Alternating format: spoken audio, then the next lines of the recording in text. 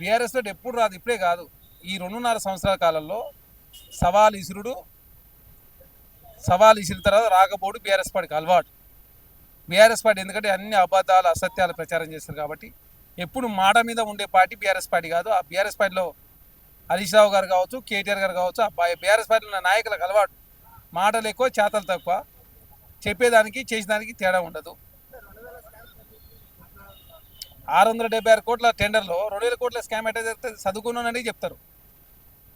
2,000 కోట్ల స్కామ్ జరిగిందంటే దానికి సంబంధించి ఆధారం చూపించండి అని కాంగ్రెస్ పార్టీ అడుగుతా ఉంది. ఆధారం చూపించకుండా అసత్యాలు ప్రచారం చేసే ప్రయత్నం బీఆర్ఎస్ పార్టీ చేస్తారు. పోలీసు వాళ్ళు కాదు, అసెంబ్లీలో చర్చ చేద్దాం. మీకు ఎందుకు ఇక కేసీఆర్తో లేఖ రాపిస్తే అసెంబ్లీ ప్రభుత్వం చర్చ చేయడానికి సిద్ధంగా ఉంది. చర్చ చేస్తే అన్ని విషయాలు బయటకు వస్తాయి. అప్పులు, ఆస్తులు, ఎవరి ఆయనలో అవినీతి జరిగింది, ఎవరి ఆయనలో తెలంగాణ అభివృద్ధి పదంలో ముందుకు పోయింది, ఎవరి ఆయనలో ఉద్యోగాలు వచ్చినాయి, ఎవరి ఆయనలో నిరుద్యోగం పెరిగింది, ఎవరి ఆయనలో అన్ని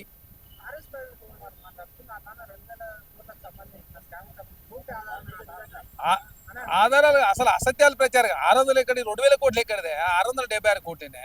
టెండర్ పిలిచిందే 600. మంత్రి గారు చెప్పారు కదా, విత్ ఎవిడెన్స్ తోటి మంత్రి గారు వచ్చారు. గ్లోబల్ టెండర్ ఎట్లా పిలిచినాం, నిపుణుల కమిటీ ఏం చెప్పింది, అన్ని అంశాలు తీసుకొని వచ్చిండు. ఇక్కడ రాకుండా నేను సోమాజిగూడ ప్రెస్ క్లబ్ ఏం పని, సోమాజిగూడ ప్రెస్ అమయూర్ల స్థూపం అనేది అందరికీ ఆమోదయోగమైన ప్లేసు. వీటికి వస్తే సమాధానం చెప్తాం కదా ప్రభుత్వము, లేదా అసెంబ్లీలో చర్చ పెడితే సమాధానం చెప్తాం, సిద్ధంగా ఉన్నాం. సవాల్ ఇసింది మీరు, మేము కాదు.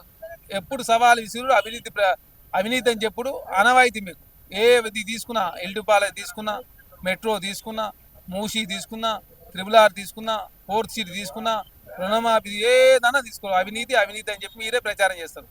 తెలంగాణ రాష్ట్రంలో ప్రజలకు అర్థమైంది బీఆర్ఎస్ పార్టీ అవినీతి పాల్పడింది, అప్పులు చేసిరు, అధిక వడ్డీ రేట్లకి తెలంగాణ రాష్ట్రంలో ఇంట్రెస్ట్ తీసుకొచ్చి ఈ టెండర్లన్నీ గుజరాత్ ఇతర రాష్ట్రాల వాళ్ళకి ఇచ్చిన, మేము ఉన్నప్పుడు బీసీ బిడ్డలకు, చేనేత కార్మికులకు, తెలంగాణ ప్రజలకు ఇచ్చినాము. వీళ్ళు మొత్తం పక్క రాష్ట్రాలకు. ఇప్పుడు కొన్ని టెండర్లు గ్లోబల్ టెండర్ పిలవాల్సి ఉంటుంది. అదే కాకుండా పారదర్శక పాటించే క్రమంలో గ్లోబల్ టెండర్ పిలిచినాం. స్కూల్ యూనిఫామ్లు ఎవరికి ఇచ్చినాం మేము, చేనేత సంబంధించి ఇందిరమ్మ చీరలు ఎక్కడి నుంచి తెచ్చినాం మేము.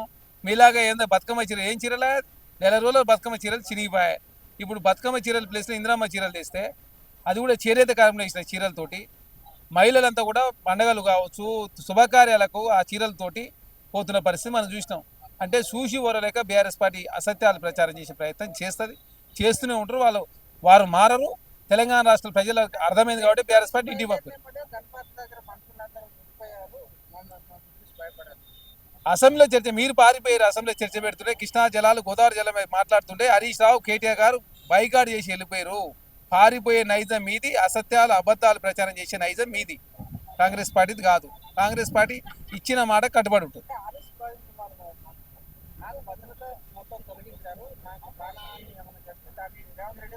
అరే దేశంలో నక్సల్ రహిత దేశం అయింది, నక్సల్ రహిత తెలంగాణ అయింది.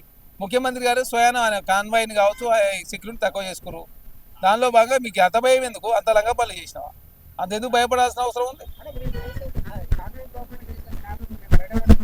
స్కామ్ లేదు, స్కీములు లేవు. మీరు స్కాములు చేసారు స్కీమ్ల పేరు మీద. కాంగ్రెస్ పార్టీ స్కీమ్ల పేరు మీద స్కామ్ చేసలే. స్కీమ్ల పేరు మీద తెలంగాణ రాష్ట్రంలో ప్రజలకు మంచి మెరుగైన పరిపాలన అందించే ఉద్దేశంతో కాంగ్రెస్ పార్టీ ముందుకు పోతుంది. Subscribe us and press the bell icon for more interesting updates.